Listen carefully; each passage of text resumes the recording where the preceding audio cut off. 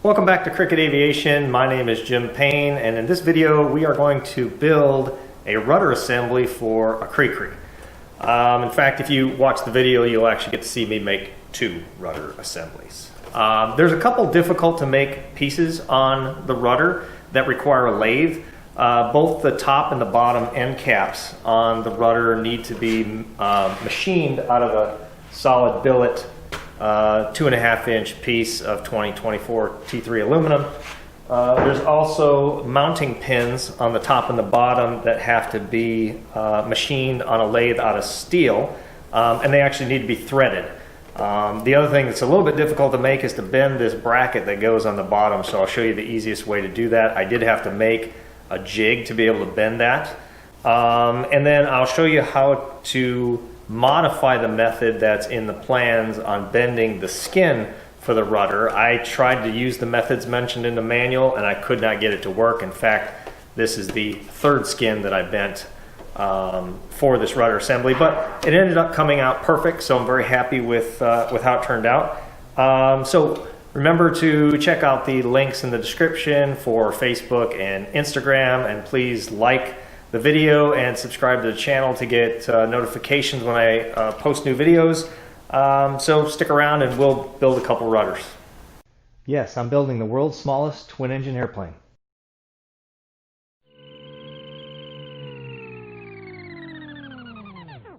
Went ahead and cut out this MDF form that's again recommended in the plans to hold the ribs in place, spaced evenly on a 3/4 inch piece of copper piping. I've got all the ribs cut out here. They should be ready to go.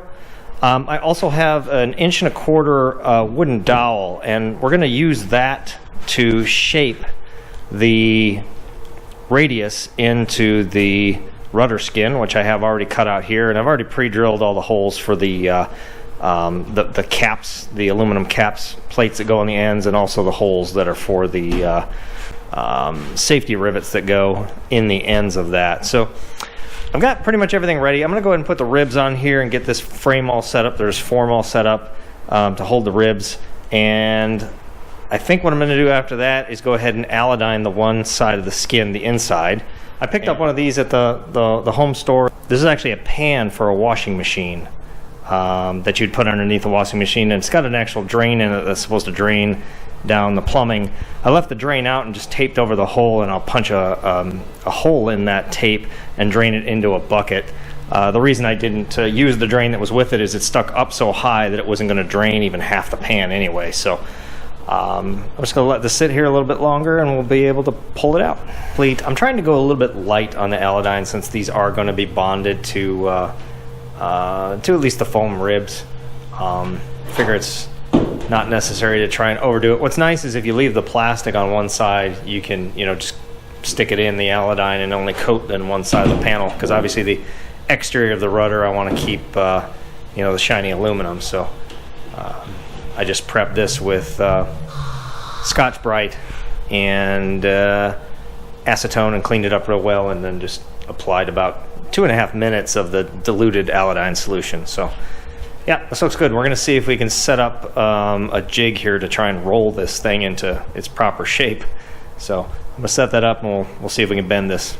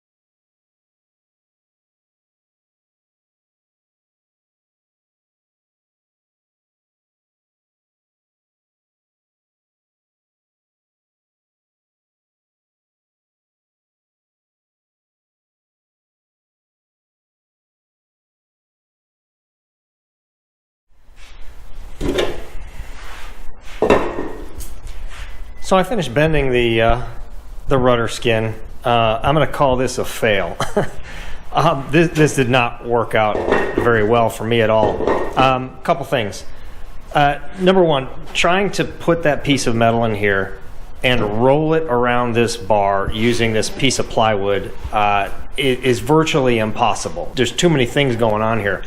Number one, you have to line up the line with this, with, you know, being in parallel with the bar here, and you have to keep it that way as you're rolling it. But trying to do that with this board, it wants to move all over the place like this, and so you're trying to pull up on it, you're trying to push it over without it doing this, and I did not have good luck doing that. In fact, I probably bent this 20 times. In other words, I put it back in here, I rolled it, I flipped around, rolled it the other way. It wasn't good. Some of it, you know, was a little bit off when I looked down the lines of where the bend was. So I put it back in, I rolled a little bit more, flipped around, and I did that over and over and over again. And then when I got down to the end, I don't know if you can see this, I found out when you pulled it together that you can see it's not aligning across the back. Now, I can put a slight amount of pressure and twist it and get the back edges to line up. So, and I could clamp it like that when I glue it. It would probably be fine. But again, it's not perfect by any stretch. And so one of the things I tried to do is to get it to line as I was using my hand and kind of going along it and just trying to pinch it and trying to reshape the front of it a little bit here. And I ended up putting a dent right here with my finger. It just popped in and I was able to push it back out. I probably have it 90% fixed. I think, you know, if you're painting this airplane, you'd never see it. If you leave the aluminum, it's going to reflect a little funny. So I'm just decided I'm just going to try and redo this. I don't like this method of folding this way. There's just too many things going on. So what I'm going to do here is I'm going to change this up a little bit. I'm going to actually create a bar that attaches on either side here, this side and this side, so that I can actually attach this piece of plywood to this rod. And then what I'm going to do is I'm going to put something over the top here to hold it in, but I'm going to make it so that it will roll. And the idea is then I could feed the aluminum sheet through the bottom here, have it come up on the other side of this piece of plywood. I can clamp it down so that it stays straight and it doesn't move. And then because this piece of plywood then will be attached with a rod that comes out here that's attached to this on either side, that will keep this in alignment. And then all I have to worry about doing is folding this over and pushing it down. I think that's the only way I'm going to be successful in getting this bent. And what I did is I marked this a little bit different. The inside edge of the tape on each side is where the bend line is supposed to be. And part of the reason that I did that is I'll be pushing this through and I'll be able to see the blue tape here, and I'm going to use that as a guide to make sure that I'm square, even if I can't see the other edge of it. But I'm going to try and get that other edge as close to the bottom of this plywood piece and align that tape up with there before I bend. But it gives me that blue tape to be able to see how much I have sticking out on each side to try and gauge where the edge of that start of that bend is supposed to be on each side. I had some issues with this in here. If this is in here and I screw this into place, I just can't get that aluminum through here and get it to catch and go over this lip. So I'm going to leave this off for now, feed it through, and then I'll put this in, and I'm just going to put 2 screws, one on each end, because I just need to hold this in place so that when I bend this over, it all moves with it. I'm going to try and figure out if I need to clamp this down to this, which I'd kind of like to do so that it pulls it through easier. But since I have this now turning, I'm not so sure that I need to worry about it. But yeah, I think I'm going to try and clamp it down though, just so that I can make sure that everything stays square when it comes through, so that it does the bend parallel to that line that it needs to do. So how's that? Can you see?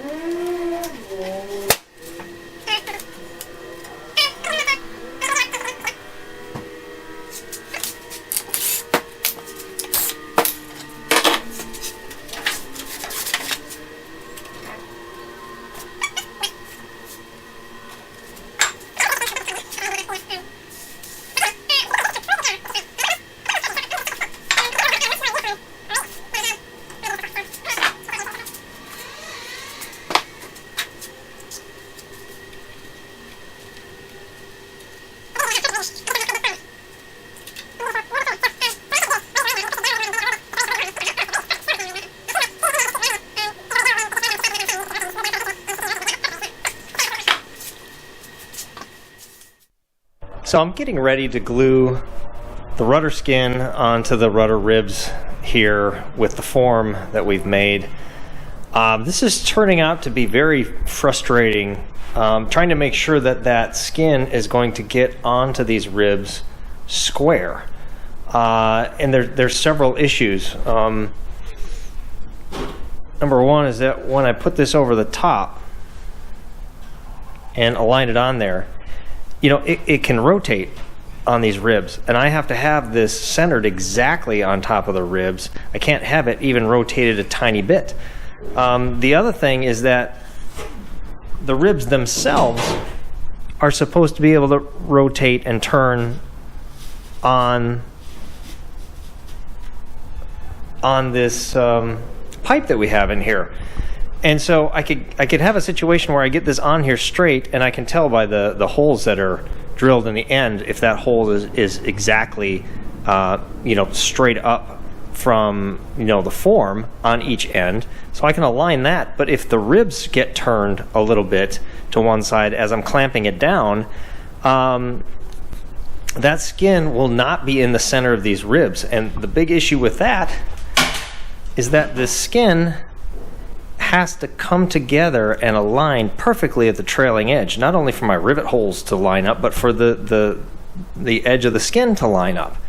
I don't have a lot of room for error here at all. Now I've got two holes here where I can see the skin going through the other side to see if they're aligned, but that's not going to make sure that I have it exactly perfect. And I also can see the skin on the end here and how much is sticking out with the rivet holes that I have. But again, all of this has the potential of moving all over the place. And I'm going to show you here on the end. So when I pull this together, you can see here I've got my two rivet holes, and I can align this. I can align this up and down like this, and in and out a little bit as I'm clamping it down.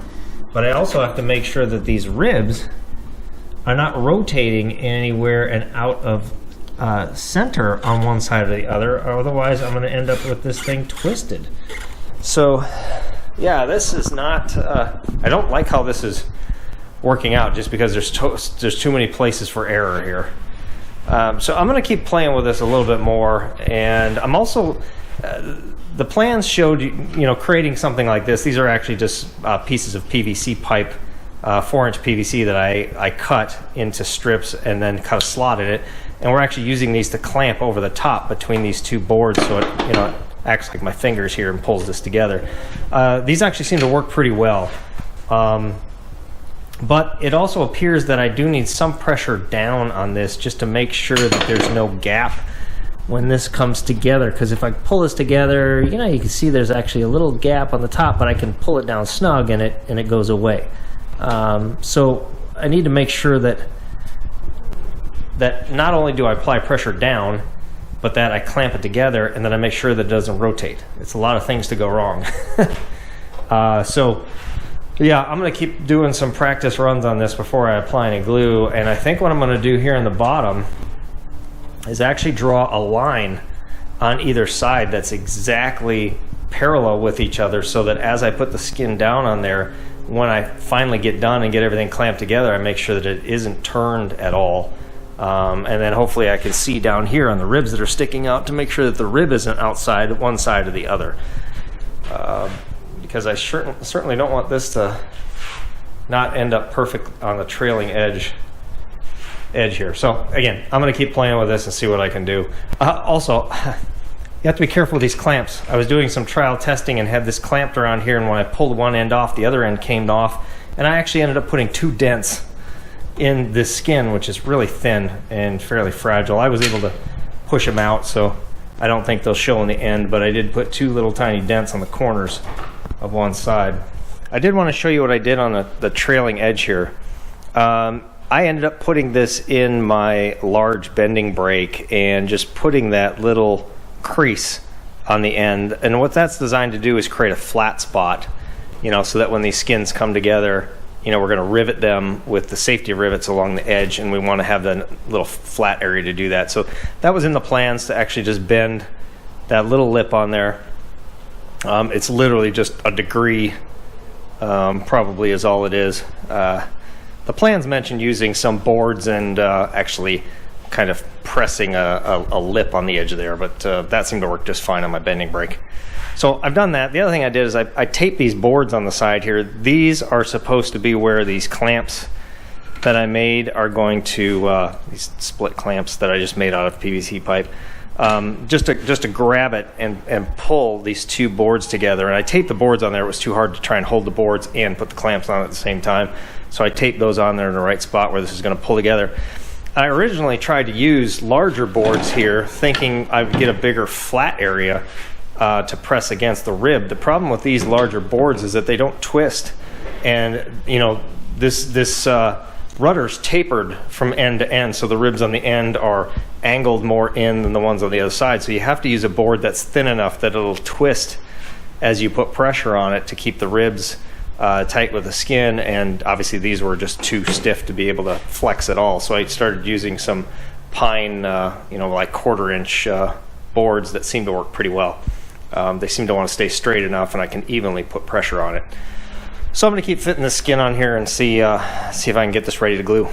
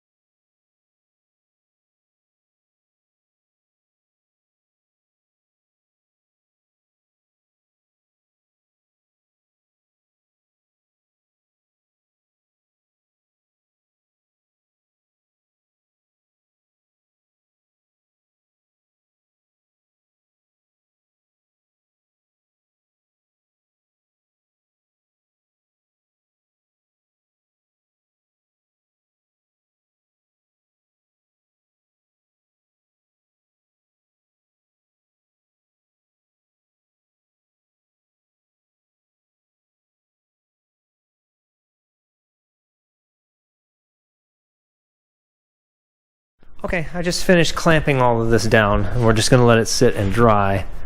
Let me see if I can get my flashlight out here. I'll show you. I actually stuck these two boards in here, along here, just to push the skin in a little bit more where it was curving back out due to the, the base of it hitting the form. Just going to see if I can get my camera. You can see a little better here. There we go. Okay. So you can see on the end here, I've got the glue down in there, and I wanted to pull it and make sure that the skin was touching below where I could see the glue, just to make sure that that stayed nice and flat so I didn't have a bump show up there. And I've got it clamped all the way across here, and I think you can see I've got the same, let's see if I can get this right, same thing down in there. Yeah, and it looks pretty good. So yeah, I'm just going to sit here and let this dry. And I've got the base of that right at my line on both sides. So I should be, even looking through this little sight hole, those two edges should be exactly across from one another. And then what I did down here on the end here is, I think you can see I stuck this little drill bit in there, and then just made sure that I could line up these holes that it was parallel with the line that I made, which should be the base of the skin, and then I had the exact same gap between there so that I didn't make sure those two skins weren't this way or this way. So, but yeah, this looks pretty good. I'm gonna let this dry, and hopefully this worked. All right, well, we're letting the glue dry on the first step of gluing the rudder skin to the ribs.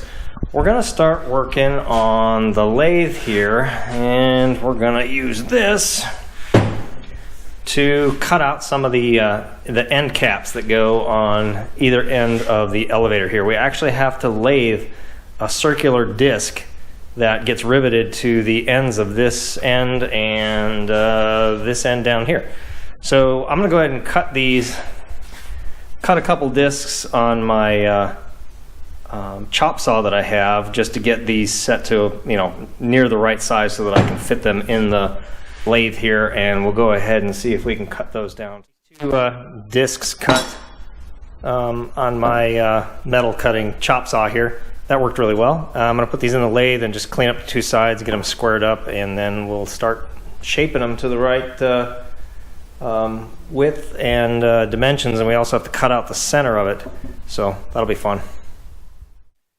I went ahead and popped the rudder out of the first stage of the glue molding process, and you can see I got a perfect fit along the back. My rivet holes match up perfectly. It actually comes right together very nicely.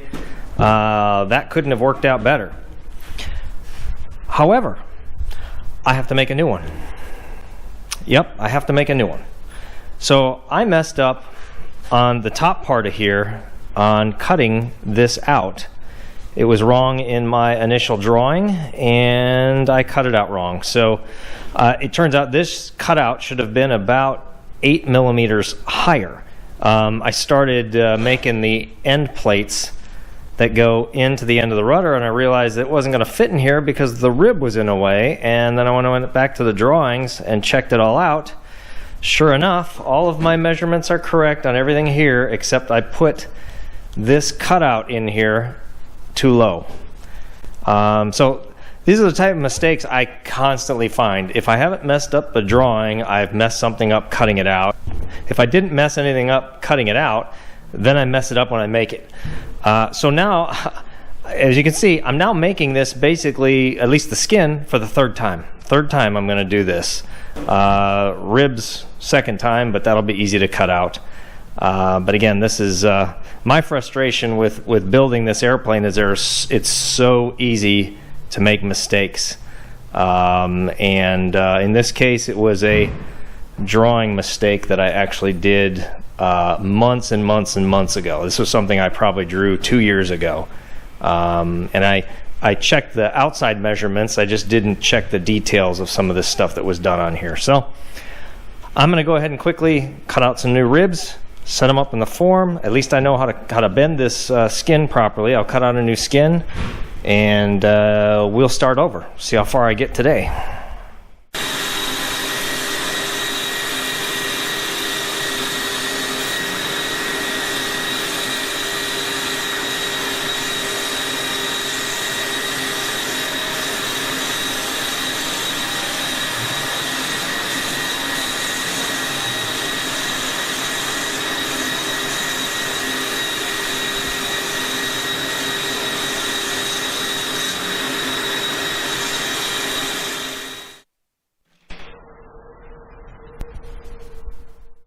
All right, I've got the new skin that I cut out correctly. I've got it alidined. I've got the tape put in there to mark where it's got to be bent. It's going to be bent in between the tape lines, so I can align the tape line with the center underneath here and be able to see the tape coming out like I did before. So if you're keeping score, this is the third time I'm now going to bend this part. So hopefully this will go pretty quickly. And then we should be ready to glue. One other thing over here on I did cut out all the ribs. I put them on the piece of pipe that I had here, set them in here. I recut the two end ribs. That's what these two are. The ribs that go, let's see, one is going to actually go up here on the rudder, and then there's another one that fills the hole at the base, something like this. I originally cut these out with the holes in them because the plans had kind of shown when I was at least drawing the CAD drawings that all of these had holes in them, but I wasn't looking at the actual construction pictures in the plans of these two end pieces that don't get installed on here. In fact, in certain cases, these tops are going to get somewhat cut off because they have to be fit into the ends on either end of the rudder. But anyway, so I did recut those. Just remember, the two that don't go on the form and don't get glued during the first process do not need to have holes in them. So, all right, we're going to go ahead and bend this sheet metal skin. I'll see if I can videotape this one.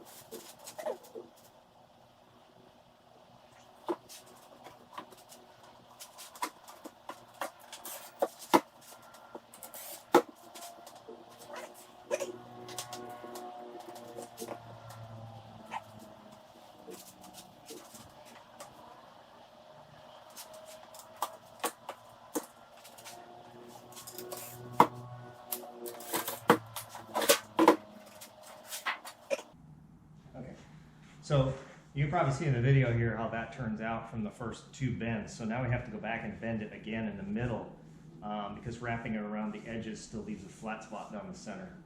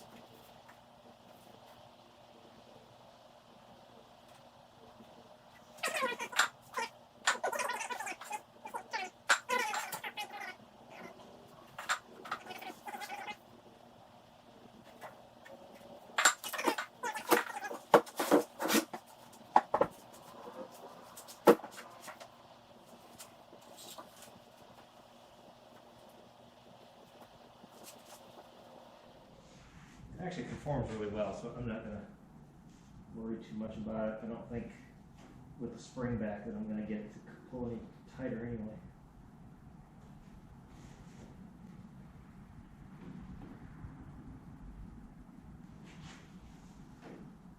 Yeah, I think we're good.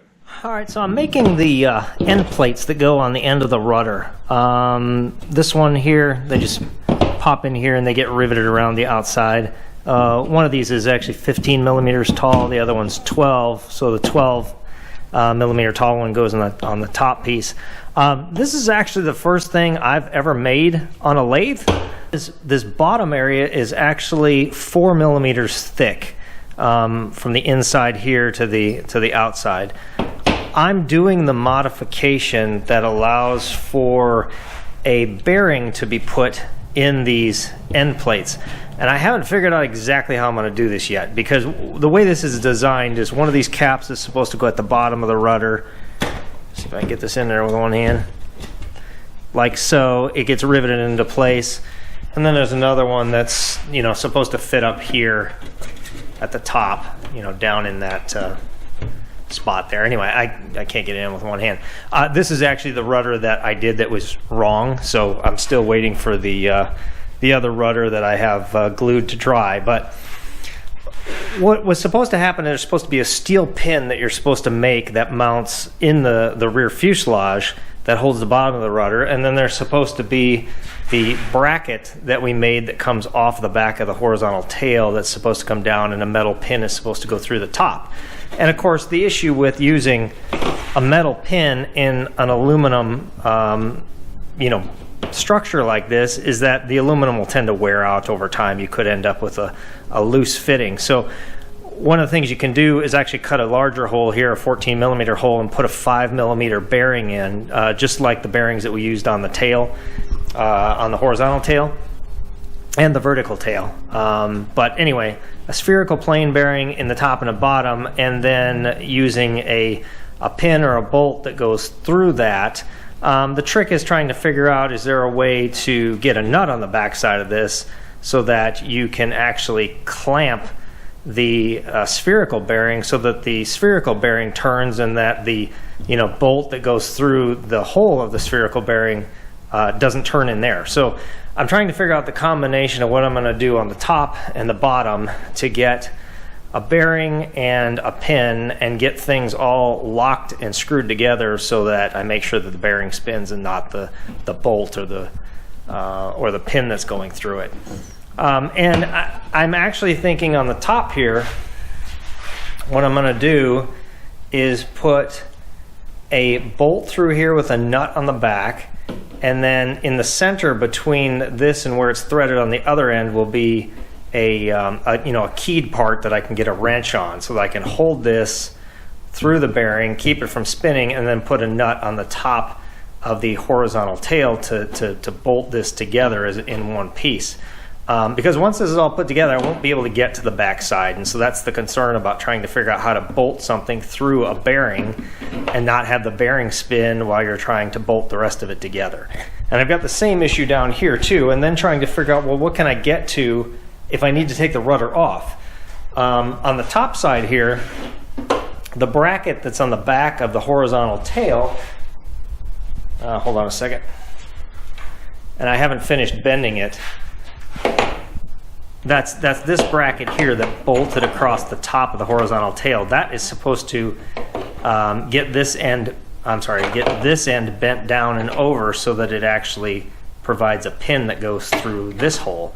So I've got to get a bearing in here, a bolt through it with a nut on the back, get that to come through here, and then put a nut on the other side. So again, just trying to figure out how to make all this work. But I won't be able to get to the back side of that once this is installed, but I can unbolt it from the top here, and the top, and then at least this will come off, and I can get the top of the rudder off. So then what I have to figure out is, how do I get the bottom of the rudder on and off if I need to?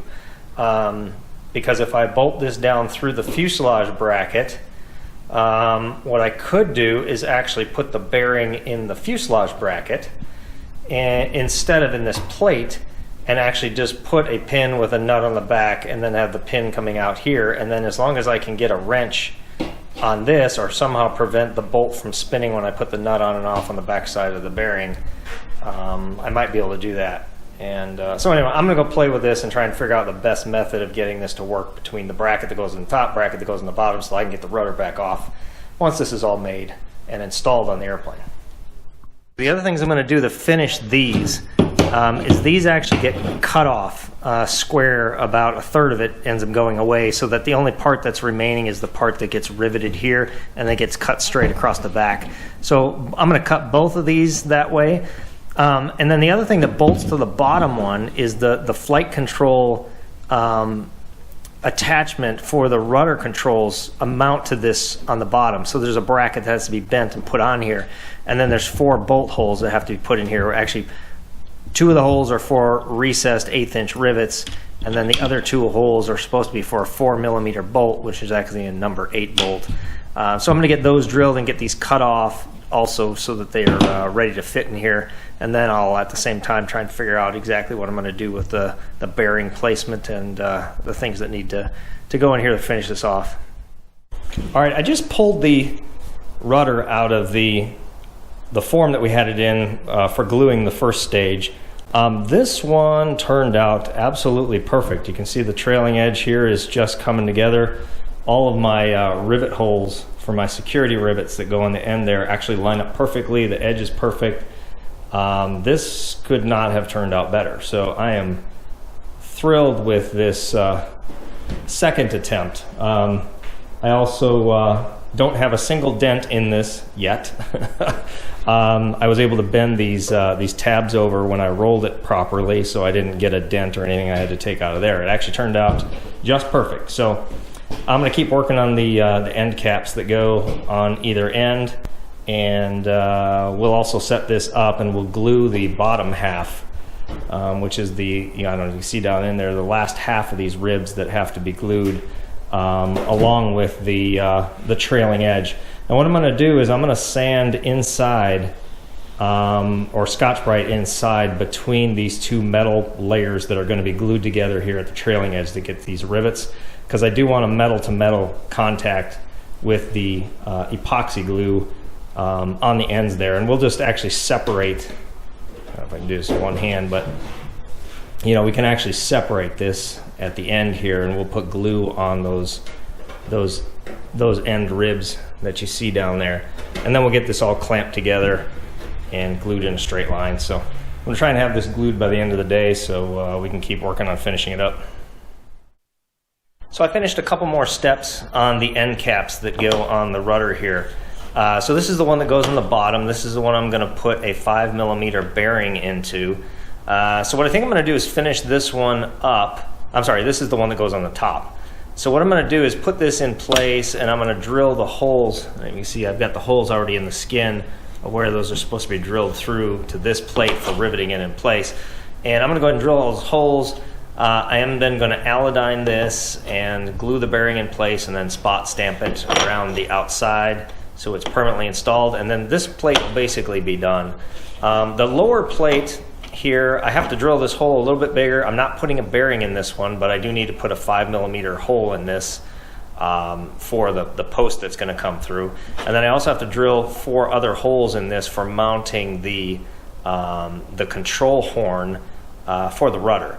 And 2 of those get rivets, the other 2 get bolts, but I want to get all those holes in place before I go ahead and allodyne this also. And then I will go ahead and put it in place down here at the bottom and get these rivet holes drilled too. So I'll try and finish these up.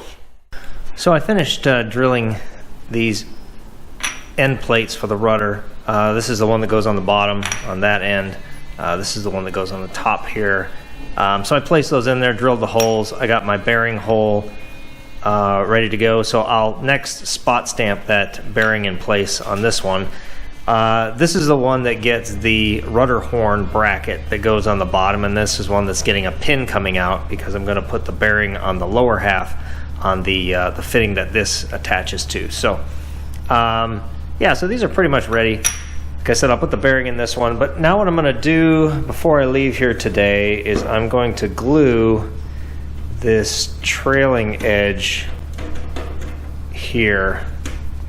So we'll separate this and we'll get some glue down on these ribs. And then what I'm planning to do is this piece of aluminum bar stock that I just had in the shop here is exactly the right height to meet up with the center of this here.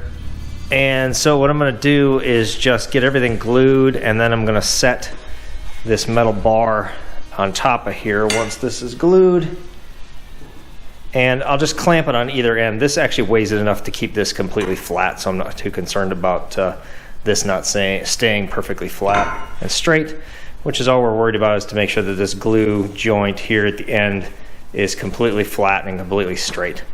So yeah, I'm gonna work on those few things right now, and I'll get this glued, and I'll just show you what it looks like when I get everything ready. Finishing the prepping process before I start gluing this rear half of the rudder. As you can see, I removed the allodyne from the the very edge here that's going to get glued together, just so I can get a really good bond on that. And then what I did is I just had some leftover foam cut-offs that I'm using just to separate these 2 skins so that I can get down in there and get glue on those ribs. And I'm going to use the same thing I did before, where I used a can't hold the camera and use it at the same time, but I used a tie strap and used that to just feed down in there and get glue drip down along the ribs themselves when I did the vertical fin.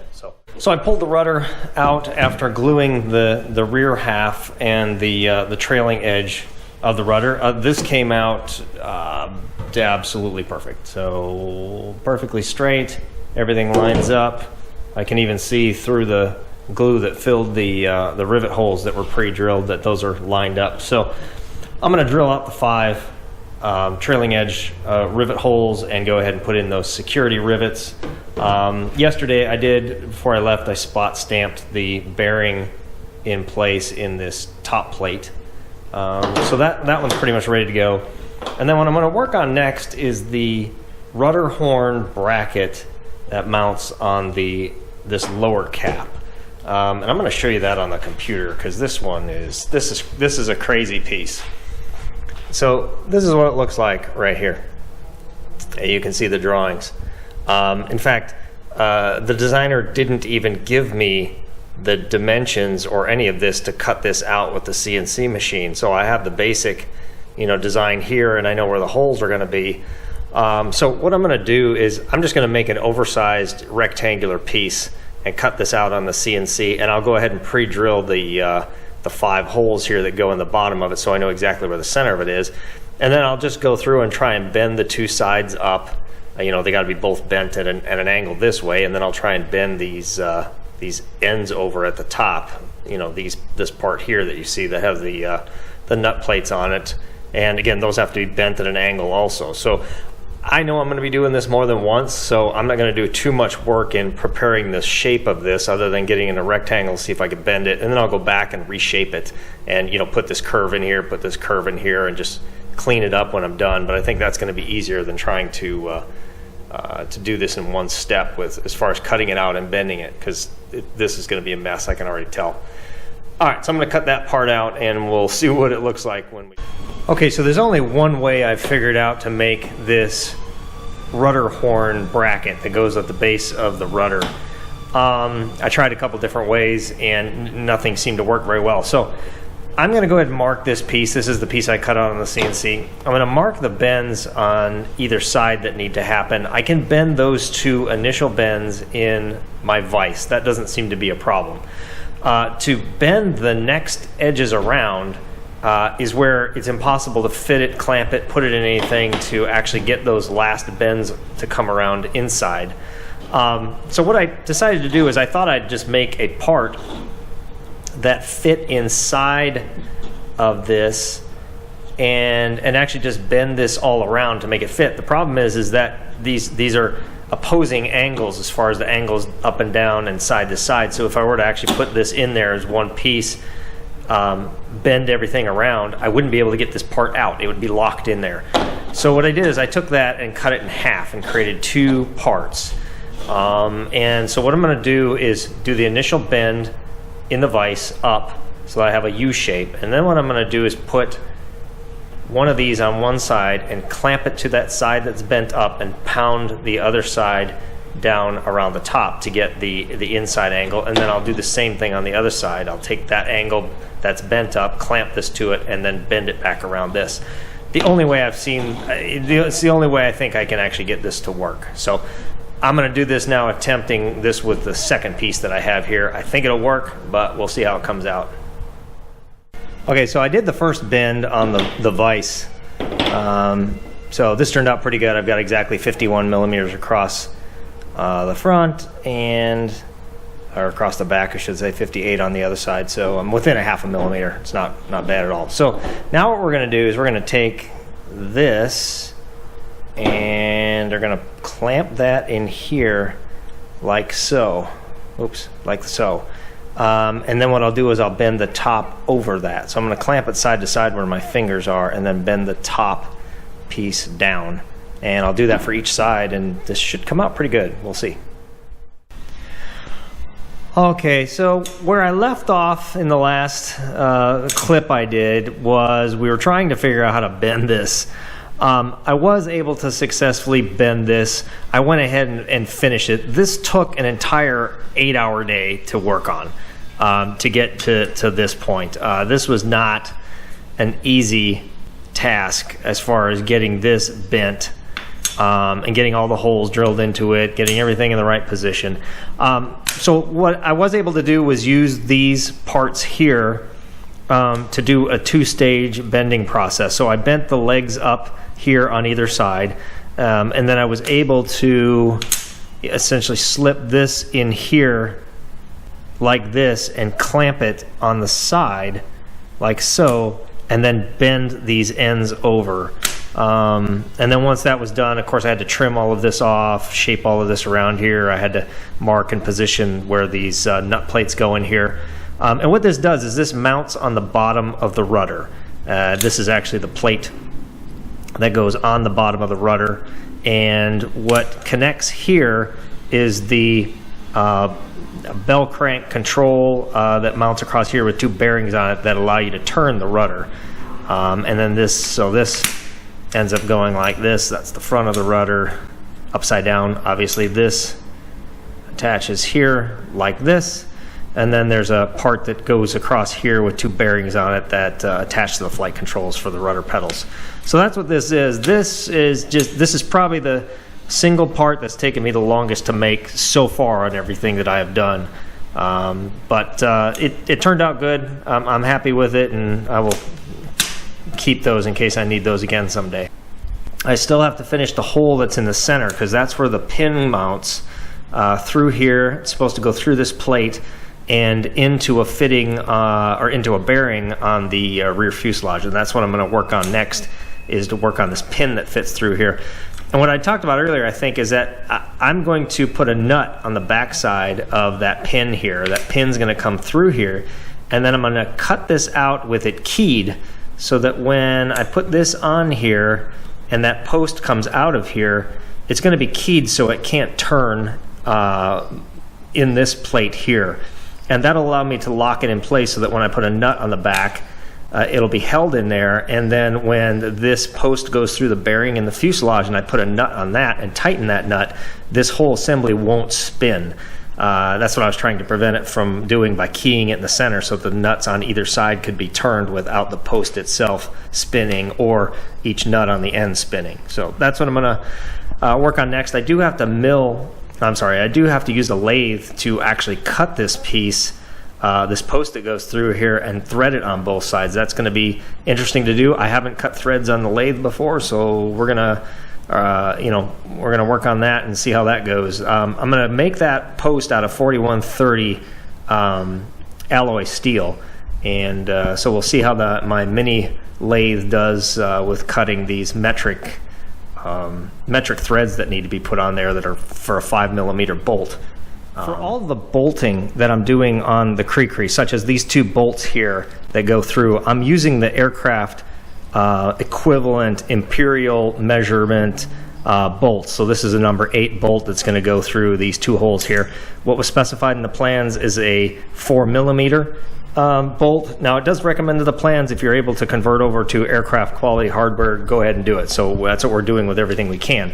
Now where obviously we can't do that is any place that we have a bearing installed, because the bearings are metric, such as this one here that I put in the top here. This is a 5mm bearing in there, and of course all the bearings that we're using are either 4mm, 5mm, or 6mm in the CriCri. So every place that we have a bearing, we have to use a metric bolt, and I am going to use metric bolts. I was able to source metric jet nuts, which are the reduced size nuts. It's similar to these. So this is a aircraft imperial jet nut. I don't know if you can even see that here. That's a jet nut. These are also jet nuts too, but these are metric. This is 4mm, 5mm, and 6mm.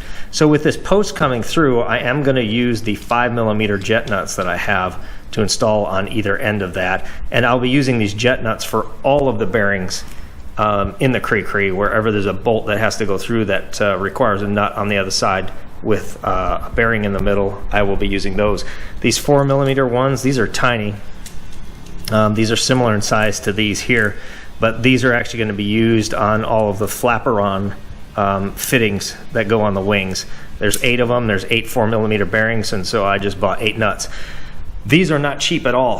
These are like $1.35 a piece, I think. You know, this aircraft quality jet nut here that's, you know, almost 4 millimeters, slightly bigger, is about 30 cents or something, 35 cents from aircraft spruce. So these are not cheap. I sourced these from Pegasus Racing, and I will leave a link down in the description for Pegasus.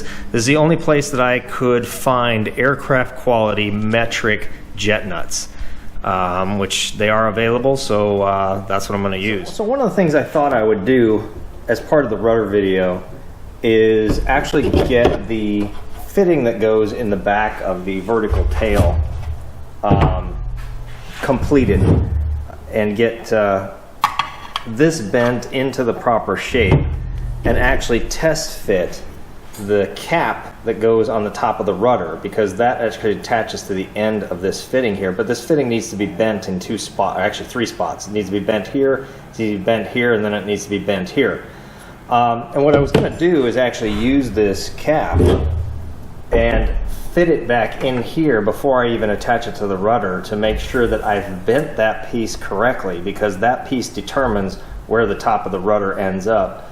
And so I'm going to try and bend that piece, get that in here, and then get this placed in exactly the right spacing that it needs between the false spar in the back here and the edges here, before I even pop rivet it into the rudder.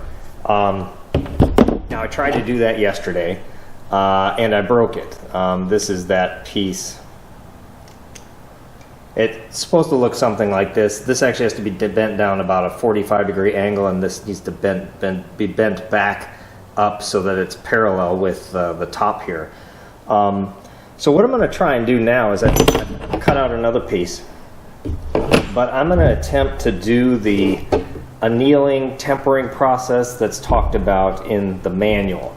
And I think we can spend a few minutes talking about exactly what this process is. And just to quickly understand, this piece is tempered when I purchased it. This is 2024 T3. The T3 indicates the tempering that has happened to this. And what it does is it makes it really strong. It makes it hard. It makes it not want to bend. And if you bend it too much, it will break like this.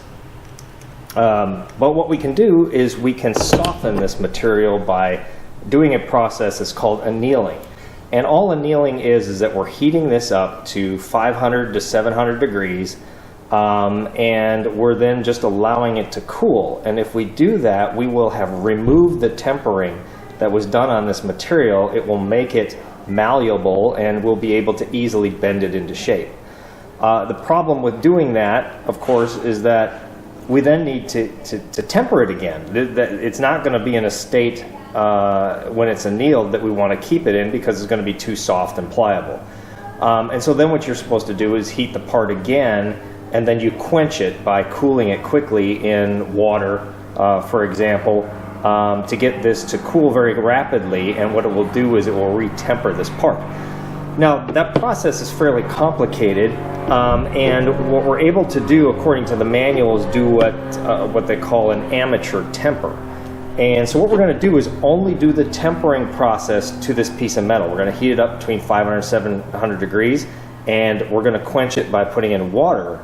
And of course, your first thought is, well, how are you able to bend it then? You've just re-tempered it, and it's already tempered material. What happens, though, is when you heat this material and quench it, it goes through a period of time where it is more malleable than it is in this state, and then it will slowly regain its tempered properties over a several-day period. So this process that we're using in a manual is to actually heat this part, quench it, then bend it right away as soon as possible, into the shape that we want, then let that shape sit for a few days, and it will regain a lot of its tempered properties or its hardness properties that it had prior to tempering. So that's what we're going to attempt to do. And what I'm going to do is use this piece here, and I'm going to heat this up with my torch. And I'm going to see if I can bend this right in the middle. This is the scrap piece anyway. I'm going to bend it in the middle and see if I can bend it in the vise using the same methods that I was using to do these other bends, and see if I can bend it 90 degrees. And if I can bend it 90 degrees without it bending, then I know I've reached the right temperature, that then should work for any of the bends I need to do on this one. That's what we're going to test now. Now, I'm not going to use the soap method of determining how hot this part is. I'm going to try and use the Sharpie method. And what the Sharpie method is that you actually draw right on the surface of the aluminum with a Sharpie. And then when you heat it up, the Sharpie will completely disappear at about 500 degrees. So just after the Sharpie disappears, let's heat it a tiny bit more, and then we'll be able to quench it, and we should be between that 500 700 degrees that will allow us to shape it.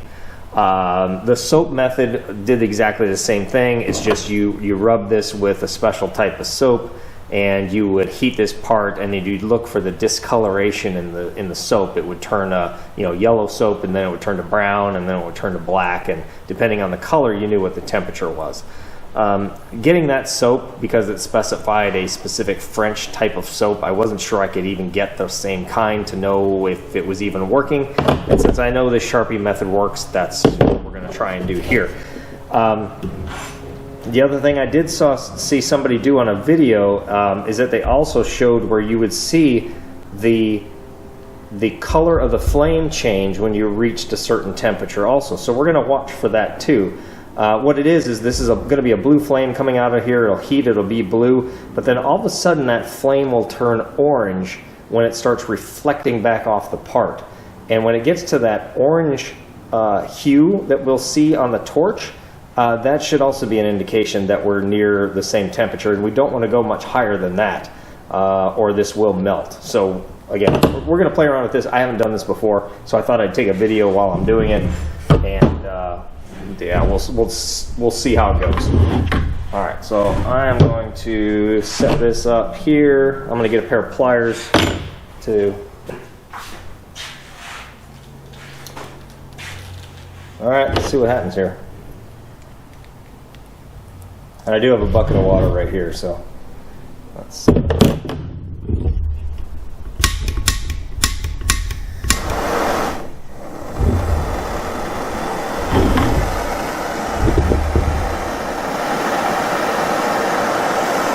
Alright, so what we're going to do, we're going to apply some Sharpie to one side of this. I'm going to do it on one side, and part of the reason for that is I'm going to try and heat it from the other side. This is somewhat of a thick piece. I want to make sure it's heated evenly through it, so I'm going to heat it from the other side until this disappears. I'll heat it on this side a little bit, and then we'll put it in the water and see where we're at.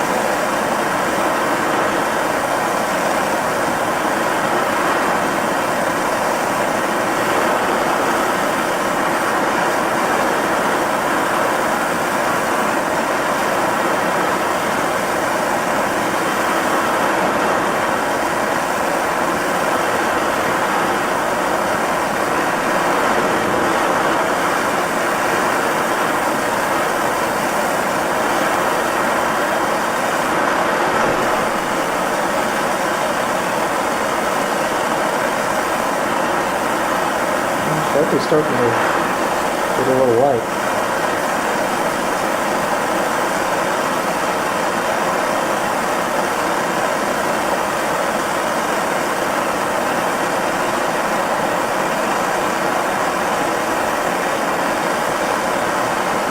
Sharpie's starting to disappear.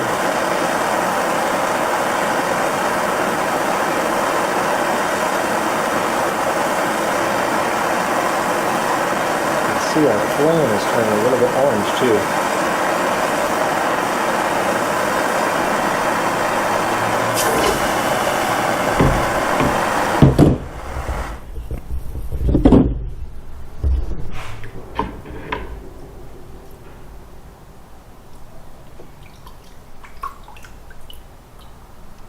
All right, well.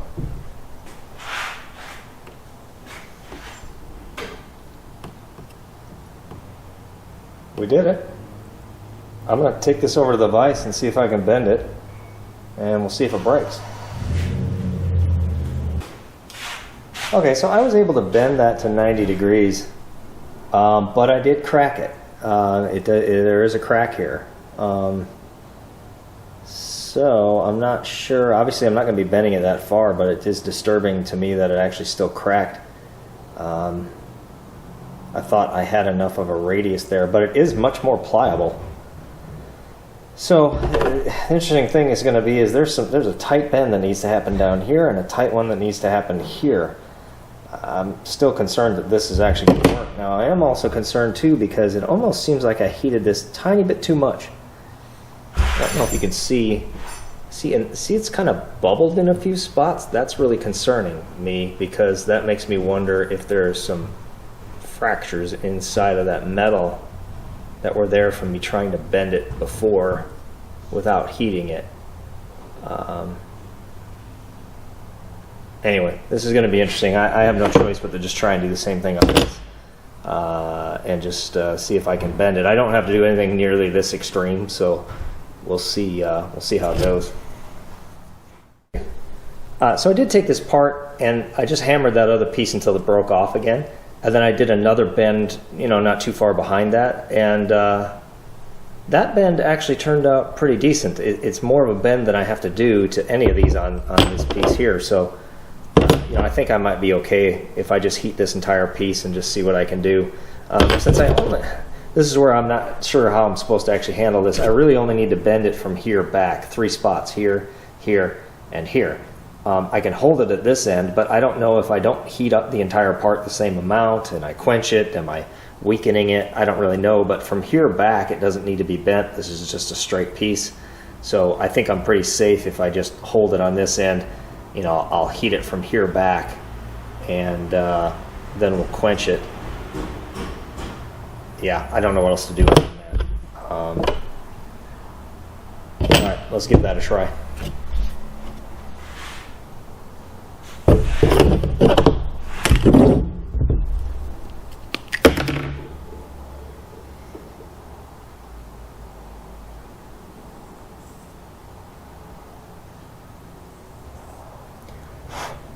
The Sharpie method definitely works. Like I said, if I looked at that other part, I almost got to the point where I think I may have cooked that too much. So it's really when that Sharpie disappears, you got to stop, is what it appears to be. Don't go too much further than that.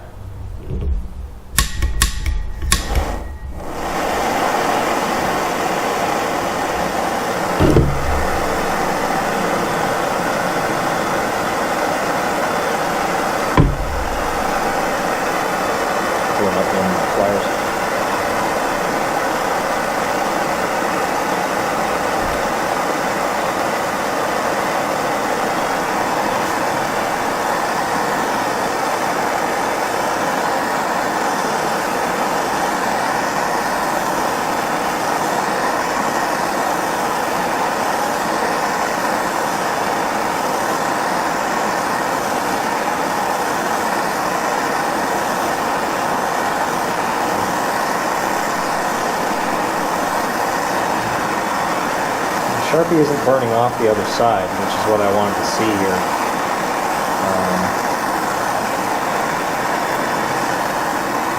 Still on there.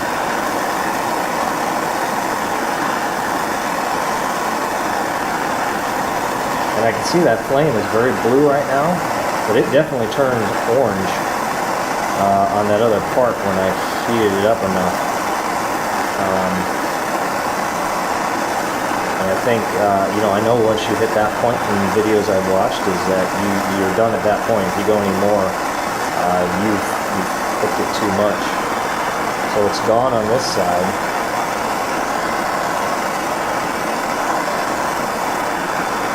It's almost gone on this side. Alright, it's gone on this side too. Well, quenching it. I'd rather underdo it at this point than overdo it. I think.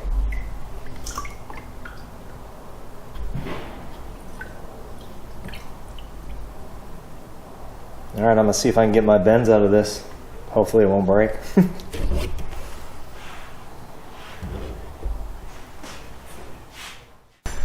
I thought I'd show you much easier to bend this way, and it doesn't look like I've overheated this part. It's fairly flexible. I still have a little bit more bending to go, just shaping, but what I'm gonna do is final drill the hole here so that I can actually fit this on the cap here. I've got a 5mm screw that I'm just going to put in here temporarily and just try and check this fit. I'll continue to bend it and play with it until I get it right at this point. And then we'll let it sit and it should harden back up. It's still pretty stiff, but it's just bendable enough right now that it's not going to crack. So perfect.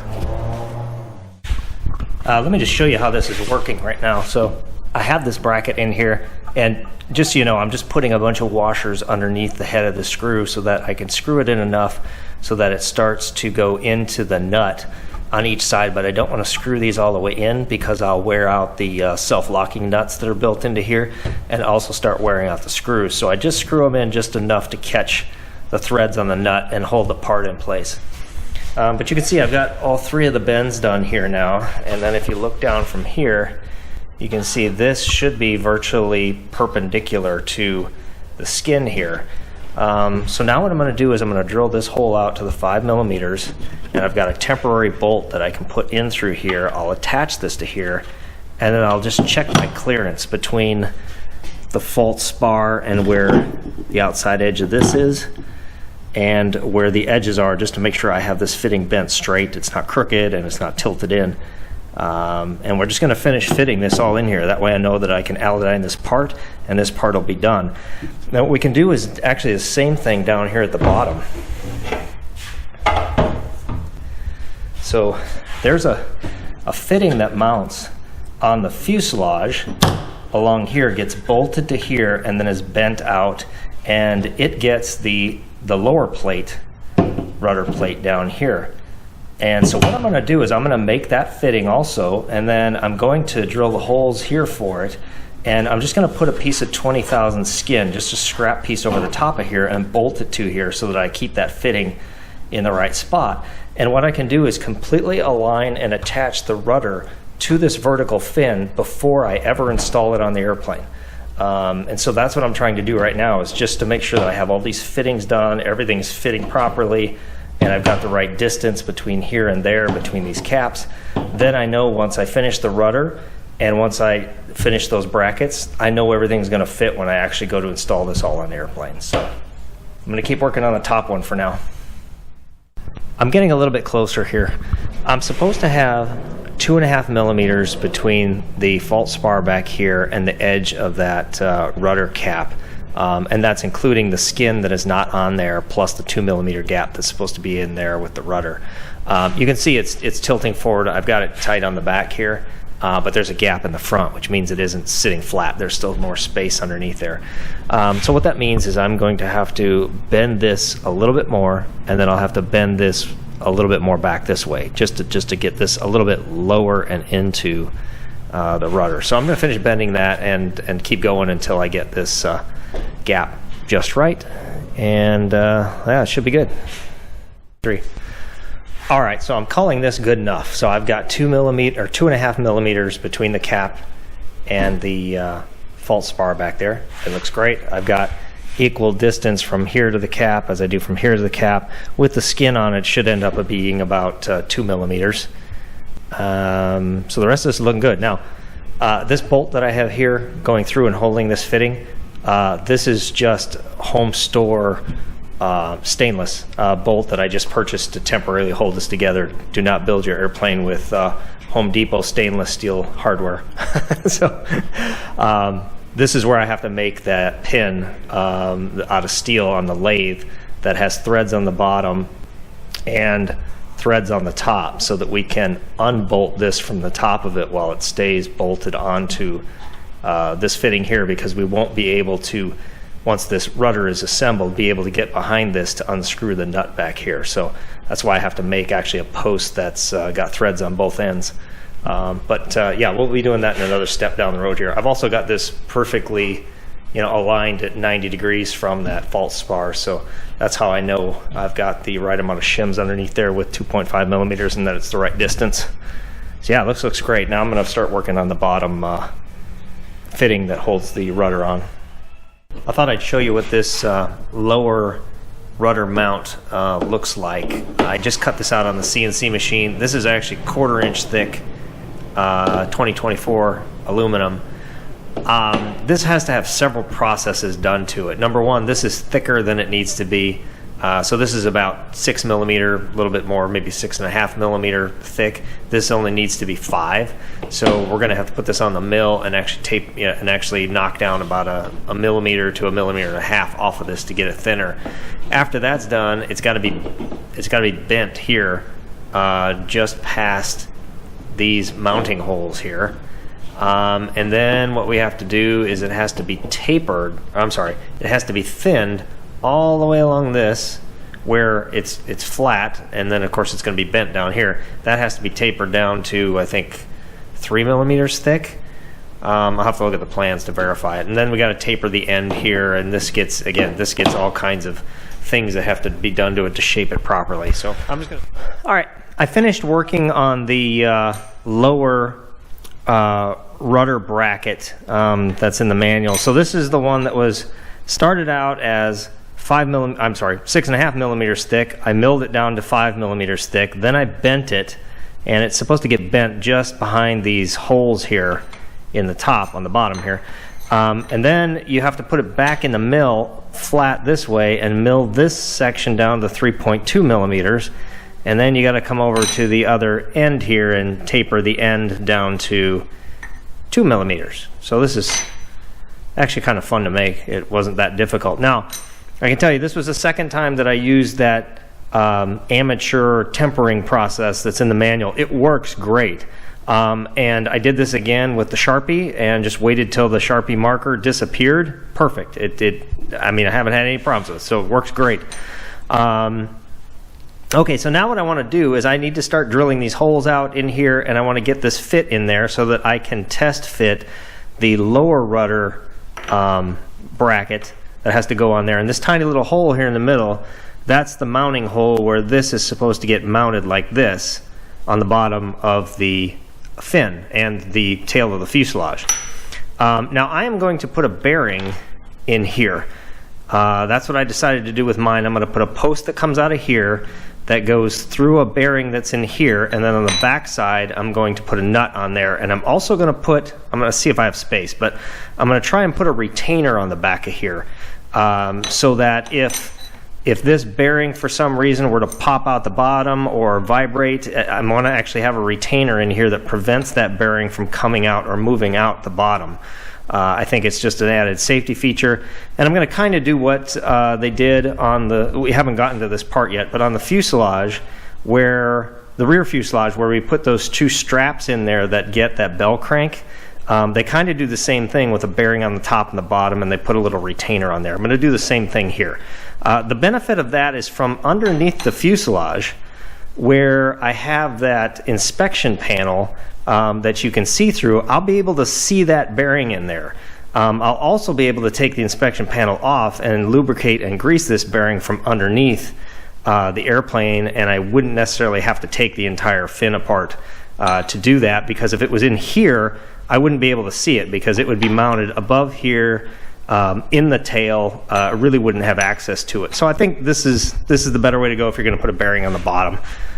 So here's what we need to do there. I need to test fit this on there. Now this is supposed to mount on the fuselage on the back. However, these 2 holes here are what actually mount to the bottom of the vertical fin false spar.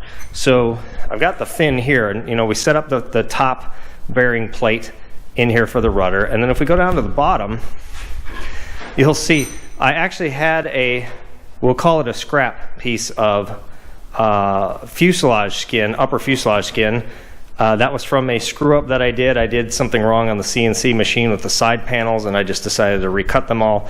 So what I did is I just cut this off so that it fit on top of the fin here so that I could test fit this. And you can see it's kind of hard to see with the plastic and everything here, but this is cut out for the rudder in the back, and the fault spar is supposed to line up exactly with this tab that sticks out here, and these 2 holes and these 4 here are the holes that are supposed to mount this, like so.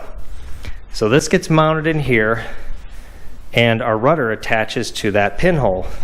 So what I'm going to do is drill the holes out on this, and I'm going to use temporary sheet metal fasteners connected here. I'm going to drill these 2 holes in the bottom, which will give me the holes that I need for the fault spar, and I'll be able to just temporarily bolt this into place and put a bolt through here. I'm not going to drill it out for the bearing yet. I'm just going to put a bolt through there, and then I'll put the plate, the rudder plate, that goes in here somewhere. We'll put that in there, and we'll attach it to this like so, and we'll double check our fitting down here. We'll make sure that we've got our 2.5 millimeter clearance to the front of that plate, make sure it's centered on there, and I can get this all drilled and finished and made so that once I put the fuselage back together, I'll just be able to bolt this in and rivet it in place, and I'll know that the rudder is going to fit perfectly. Again, just trying to do all this now. I think it's easier to do now than trying to do later, especially when we have all these parts, apart at this point. It's also giving me the ability to test fit to make sure I've got room for all of this to go in there. Because the other thing that goes on here too, let me grab it. Now you can start to see how this comes together. So this is the bottom of the rudder. Rudder skin wraps around here. This mounts on the bottom of the rudder like so and gets riveted on this end and bolted on this end.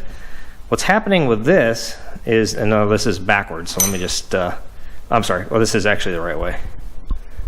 So this is actually fitting through here like so and getting pinned through that hole that's there and pinned through this hole.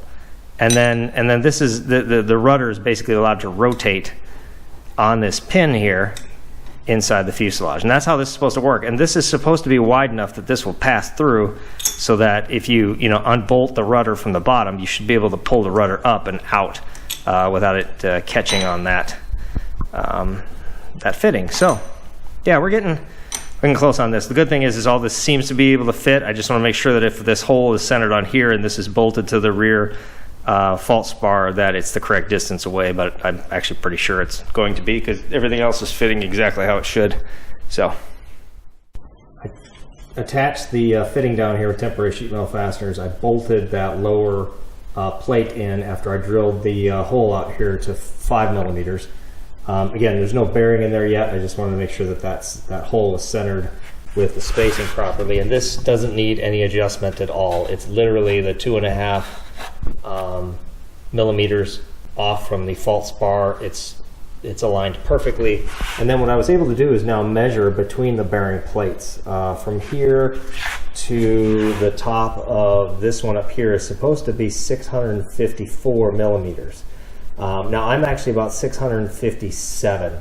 So I'm about 3 millimeters too tall, which is perfectly fine, because I have additional washers that I can put underneath here, or that need to go underneath here, and there's also additional washers that could go underneath here to make sure that the skin of the lower skin of the rudder is actually positioned properly across the back of the rear fuselage. So as long as I'm got room to adjust, I'm good. So this all came together perfect. I'm happy with this at this point. I'm just going to take this apart, and I'm going to get the bearing installed in here. I'll probably check the fit one more time. But after that's done, then I know that this rudder is just going to fit right in after I get.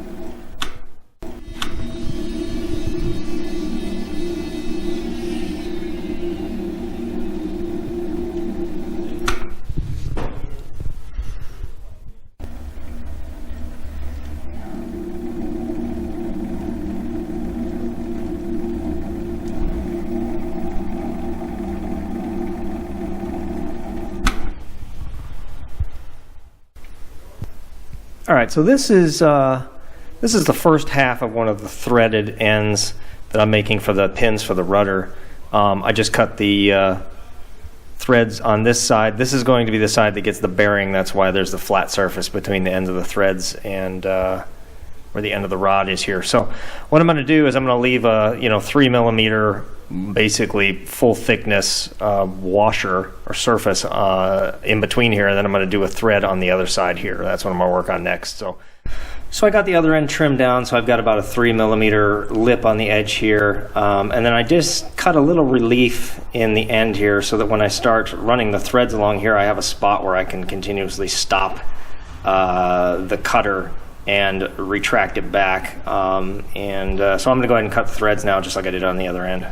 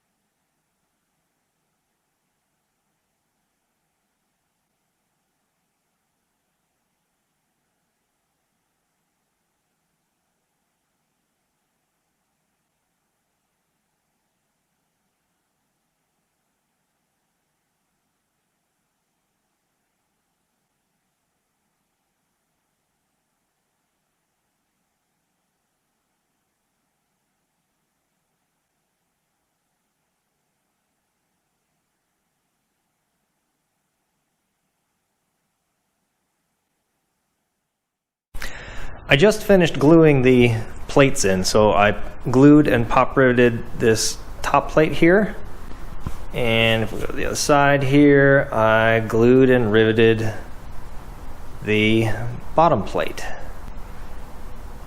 And so the only thing left we have to do is there's a rib end cap that goes on to the bottom of the rudder, and then there's another one that gets installed here on the top. So I'm just going to start preparing those. They have to be sanded down a little bit, shaped a little bit, and we'll just get those glued in. We'll just get those glued in, and then we're almost done. So I just finished fitting the rib in the bottom of the rudder, and I just kept notching it out in the front there until it fit around the bolts and the rivets and the end cap that's there until it slips in. So we'll go ahead and glue this one in, and then I'll work on the top one. I finished fitting the top rib in here. I'm going to wait to cut the end of it off, which is supposed to be flush with the aluminum on the tip there. I'm just going to wait to cut that off until after it's glued in place. That way I can trim it up nice and even. And then that's the piece I made for the bottom that I just notched out to fit. So I'm going to go ahead and glue both of these in place, and then we'll just have some minor cleanup to do. All right, I've got the bottom cap all glued in here. It looks good. One of the things I had to do is it started pushing down into the rudder. I was actually just able to use a shop vac and suck it back up once I clamped it in place, and now it seems to be staying in the right spot. But if you have any trouble with that rib wanting to slip down in there further and you don't have any place to grab onto it to pull it back, just use a shop vac. It worked really well. And then on the top here, I've got this one glued in also, and we're just going to let that sit, and then we'll be done.